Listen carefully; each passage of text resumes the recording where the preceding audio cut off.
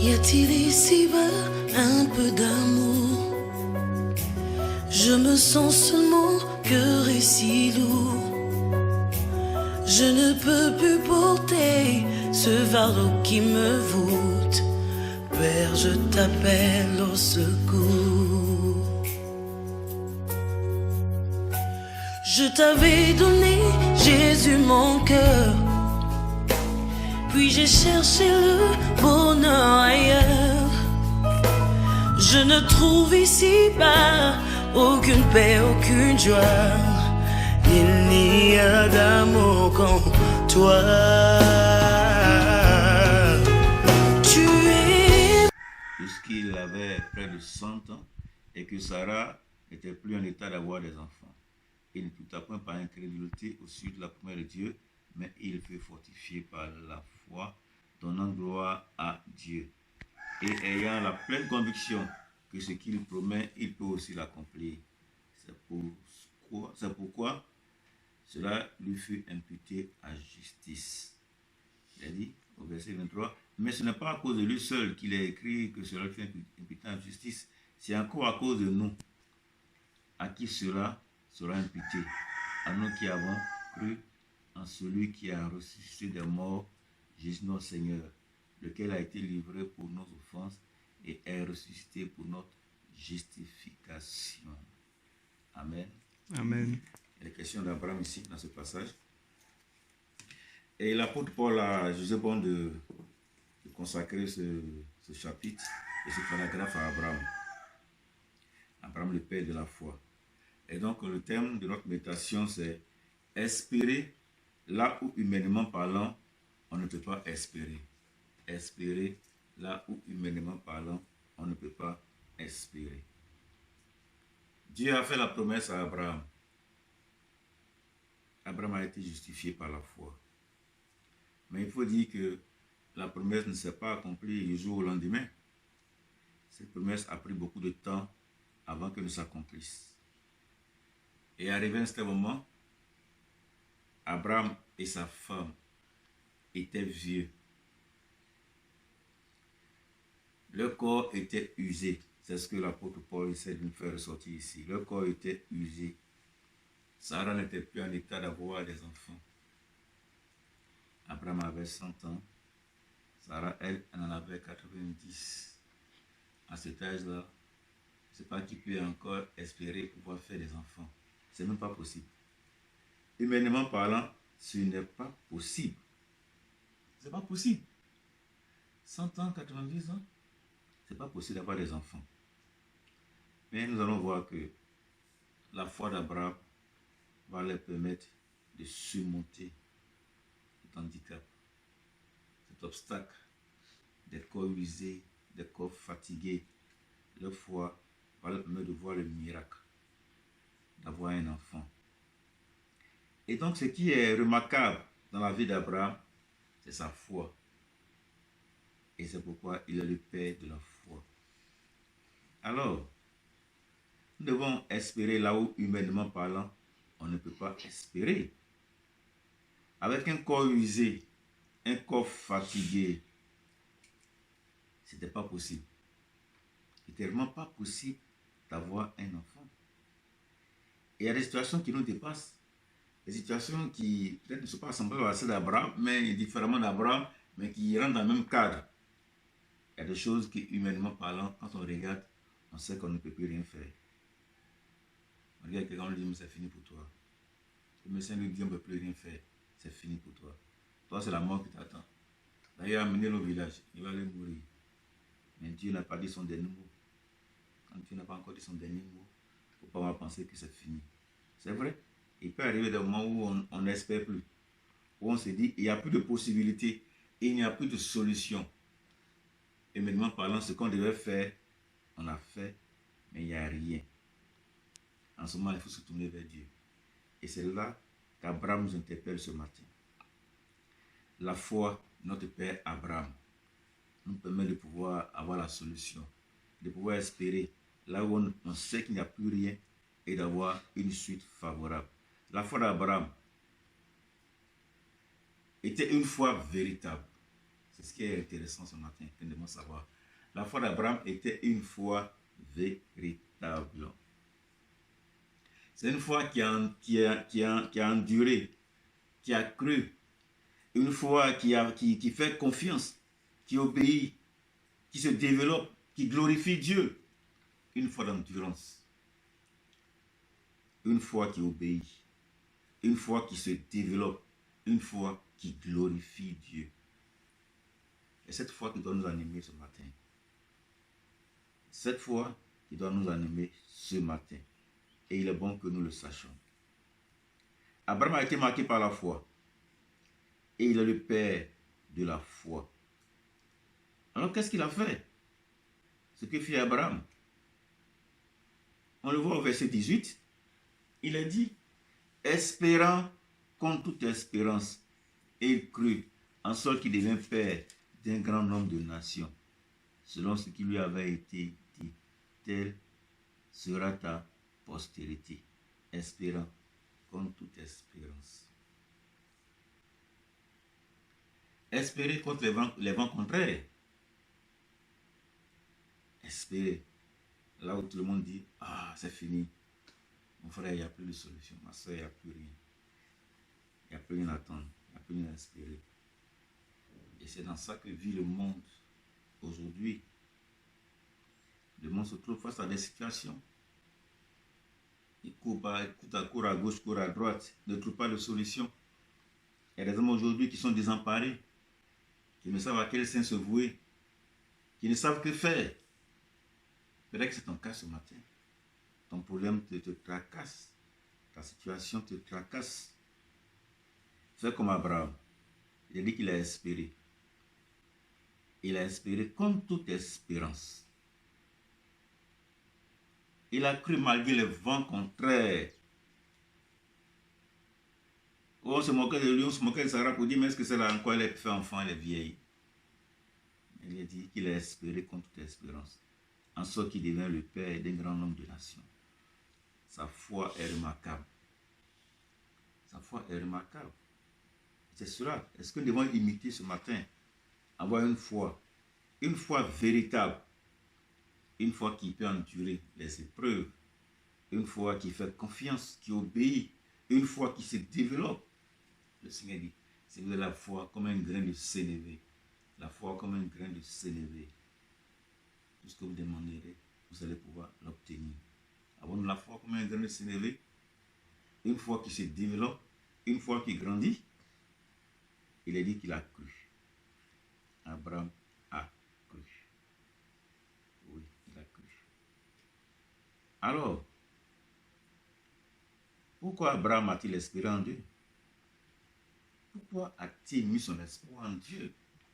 Pourquoi a-t-il espéré en Dieu? Mais Abraham connaît Dieu. Il connaît bien Dieu. Il sait qui est Dieu. Il sait que Dieu est omnipotent. Il sait que Dieu est omnipotent. Et il a pu le connaître. Il a fait des expériences avec Dieu. Il servait les faux dieux avant. Et quand Dieu l'a appelé, il a abandonné toutes ses idoles pour suivre Dieu. Donc, il sait qui est Dieu. Il sait en qui il a cru. Alors, est-ce que nous savons en qui nous avons cru? On espère en celui qu'on connaît, dont on connaît les capacités. Et Abraham, il espère en Dieu, qui est omnipotent, c'est-à-dire qui est tout puissant, qui est capable de tout. Aucune situation ne peut se poser à Dieu. Il est le Dieu de l'impossibilité. Ce qui est impossible aux hommes est possible à Dieu. Là où s'arrête le pouvoir de l'homme, la puissance, c'est là que pour Dieu commence. Il a dit au verset 17, selon qu'il est écrit, je t'ai établi père d'un grand nombre de nations, et notre père devant celui auquel il a cru. Il dit, Dieu qui donne la vie aux morts. Abraham croyait en ce Dieu qui donne la vie aux morts. À ce Dieu qui ressuscite. Et ça, sa foi. Dieu est tout puissant, Dieu donne la vie aux morts. Il dit si quelqu'un meurt là, Dieu est capable de le ressusciter. Abraham croyait en cela. Il croyait en ce Dieu qui donne la vie aux morts. Alors est-ce que nous croyons en ce Dieu qui donne la vie aux morts? Il donne la vie là où il y a la mort. Là où il y a le désastre. Il dit, il donne la vie aux morts. Il dit, et qui appelle, deuxièmement, et qui appelle les choses qui ne sont point comme si elles étaient. Le Dieu qui appelle à l'existence ce qui n'existe pas. C'est merveilleux. C'est vraiment formidable de connaître ce Dieu et de l'appartenir, d'être avec lui. Il donne la vie aux morts et il appelle à l'existence ce qui n'existe pas. Alors, c'est lui qui a créé le monde par sa parole. Il dit et la chose arrive. Il ordonne et elle existe. Alors, qu'est-ce que Dieu ne peut pas faire? Alors, en quel Dieu est-ce que tu crois? Abraham croyait au Dieu omnipotent, au tout-puissant, celui qui est capable de tout. Alors, est-ce que tu crois que Dieu est capable de tout? Dieu ne peut agir que si vraiment tu as la foi, si vraiment tu crois vraiment en lui. Si tu crois qu'il est capable d'apporter la solution à ton problème, Dieu le fera. Mais si tu ne le crois pas, il ne fera rien. Il ne fera rien pour toi. Quand nous regardons la vie d'Abraham, sa foi a un contenu. Et donc, troisièmement, nous voyons le contenu de la foi d'Abraham. Sa foi a un contenu au verset 19. Il a dit ceci. Et sans faiblir dans la foi, il ne comptera point que son corps était déjà usé, puisqu'il avait près de 100 ans et que Sarah n'était plus en état d'avoir des enfants. Il ne douta point par incrédulité au sujet de la promesse de Dieu, mais il fut fortifié par la foi, donnant gloire à Dieu. Voilà ce que l'on dit, le verset 19 et le verset 20. Sans faiblir dans la foi. Sa foi n'a pas faibli. Il dit, oh, mais plus rien. Ce n'est plus la peine. Arrivant ce moment, il dit que lorsque les anges ont rendu visite au couple, il dit que Sarah arrive. Yeah. Moi, tu es comme ça là. Est-ce que moi, je peux faire enfant? Oui, tu peux faire enfant. Tu peux faire enfant. Dieu est le Dieu des miracles.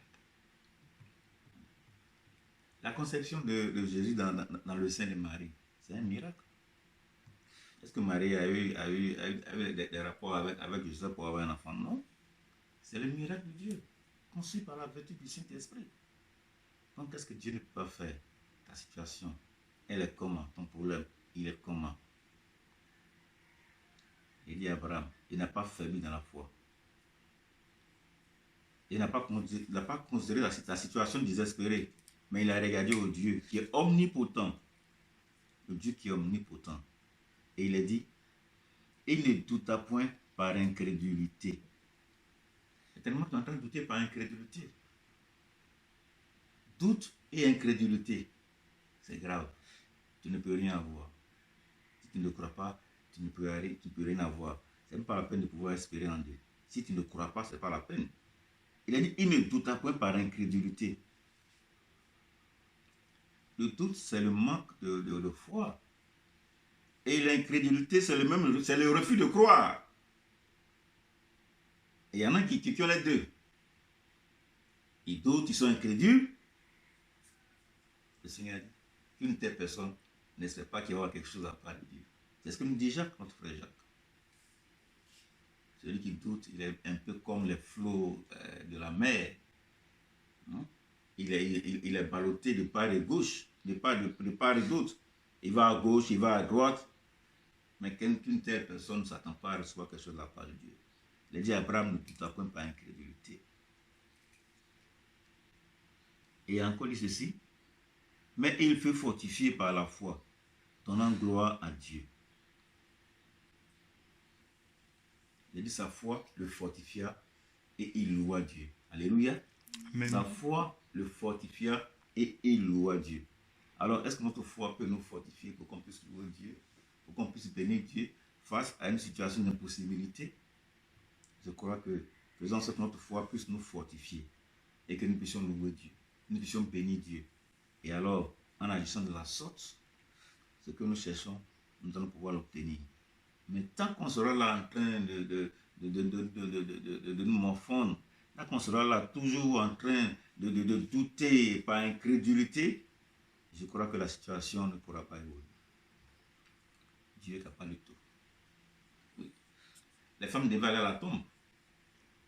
Voilà embaumer le corps de Jésus, alors que la tombe était fermée par une grosse pierre. Alors c'est pour la question, mais qui va ouvrir cette pierre, qui va ôter cette pierre pour que nous puissions avoir accès? C'était leur difficulté, leur problème.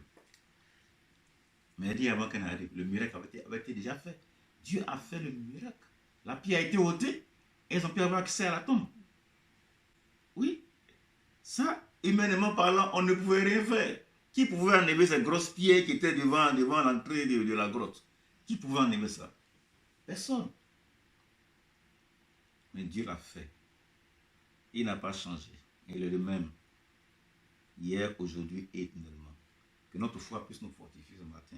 Chers frères et sœurs, que notre foi puisse nous fortifier ce matin. Que nous soyons animés de la foi d'Abraham, notre Père. Cette foi qui l'a amené à recevoir ce qu'il ne pouvait pas recevoir. Il a dit qu'il a espéré contre toute espérance. C'est-à-dire qu'il y a une contre-espérance. C'est-à-dire qu'on ne pouvait pas espérer, on ne pouvait pas s'attendre à quelque chose, humainement parlant.